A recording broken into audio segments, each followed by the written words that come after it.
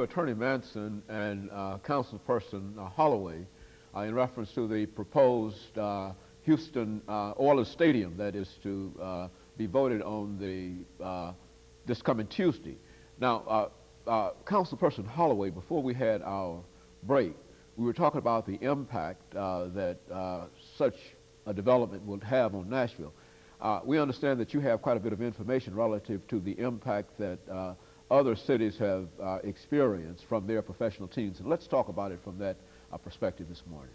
I think we have to look at the fact that there are other cities that would just love to be in our shoes right now. We are not going to raise taxes on this. Our water bills, which has scared everyone else, will not be going up. As a matter of fact, we have voted down one water increase when we'll probably be voting down two that were put in by the last council.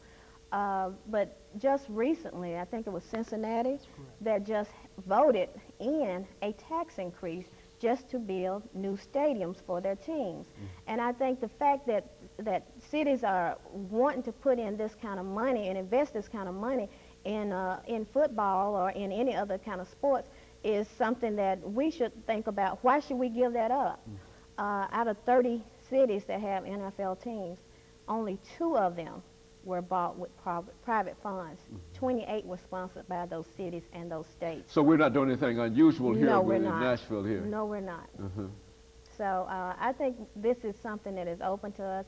And I think as Attorney Manson and I were saying earlier, you know, there are some pros and cons that go with everything. But, you know, on this issue, I just think that the pros really outweigh those cons. Very good. Attorney Manson, what would you say to those who might look at sports and entertainment in Nashville, and they might see the arena going up on 5th Avenue, and then they would look across the Cumberland River and see the stadium? I mean, what does that say to people who are coming to Nashville? I mean, what impact do you think that's having? Well, it says to me that if you're going to live in Nashville and you want to be part of the economic growth, then you've got to do what's going on here. If you look at Opryland and the level of growth that they've experienced, you look what they've done on 2nd Avenue, you know, we have got to become real players in this game. Nashville is not a city any longer that you can sit back and expect things to come to you without some effort. The effort that's involved in this stadium and our responsibility, you know, as far as our children are concerned and others are concerned, is to make sure this happens, because this can have an impact on 30, 40, 50 years from now. And we can't sit around and talk about what happened on Jefferson Street 50 years ago. You know, we can talk about that in terms of realizing that it has historical significance and that it was a strong economic base for our community. But things change. That was 30, 40, 50 years ago. We have got to move with the times. And if we are not willing as a community to seize opportunities and say that, yes, maybe it will cost us a little money on the front end, but what doesn't cost you something on the front end? If what Ms. Holloway is saying is that we can experience this growth at minimal cost and that it have long-term economic benefit, what's the problem? You know, I mean, we would be very ignorant to sit around and talk about, well, I'm just not going to do that because someone's telling you that that's not the right thing to do. We have got to use our own good sense, our own good judgment, and talk about the way to make it happen. We've got to be solution-oriented. We can't just deal with problems and say, well, we never can change that. Yes, we can change it. And I think this is an opportunity for all of us to say, yes, we want Nashville to become the city that we know that it can, and a place for us to enjoy being a part of. You know, yes, ma'am. I just want to add, too, that the Oilers, they may not be the winning team of the year, but people should know that the Oilers are a giving team. They have won an award for the gifts that they give, and I'm not talking about just monetary, but they give their time, their energies to the school system, to the hospitals, the churches. They give all around, and I think people should know that we're not just getting any kind of team. We're getting a team that's going to give back to this community. You know, Councilperson Holloway, I think that one of the sticking points in reference to this, excuse me, has been the issue over water. And let's make it clear this morning exactly where do we stand on that, because I think as recently as the other day, I heard a person remark that they oppose this because of the water situation. That is the money that was supposed to come out of the water taxes and et cetera. Speak to that. Well, first of all of the utilities in Nashville pay either taxes or in lieu of tax fees. The water company is the only company or utility that do not pay these taxes.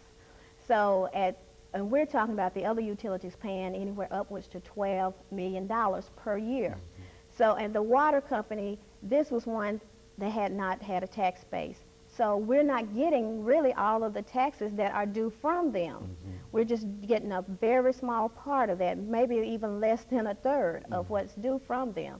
And this would just happen to be that we can use this for this issue. So that's why it was put there. However, at the present, the council members and the mayor are looking for other funds in which to put in that area. Even though we cannot take that out of the contract, that the $4 million is coming from the water company, we're looking for other revenues and to stick in there so it won't be coming from the water company, but that money is still due to Nashville from the water company. Attorney Manson, if you look at all of the economic development that's going on downtown, and the stadium and the Bicentennial Mall and all of those things, what can you say to African Americans in terms of what is now going on and what are some of the opportunities that might be available for them? First thing I would say is that we need to get involved, and we need to grow and nurture businesses that can take advantage of the opportunities that are being created in this community. We don't need to sit back and wait. We need to be very aggressive, and we need to be proactive in our effort to create economic opportunities for each other as well as for ourselves.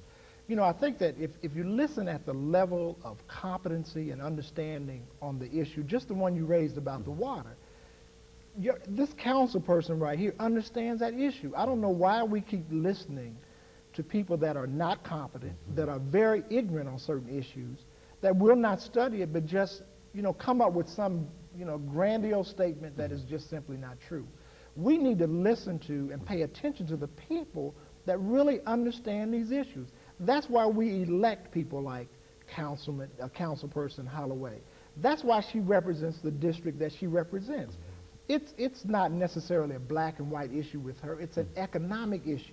And her hope is to bring this economic development to the entire nation. Very good. Let me stop for this commercial break, and we'll be back with you following this break.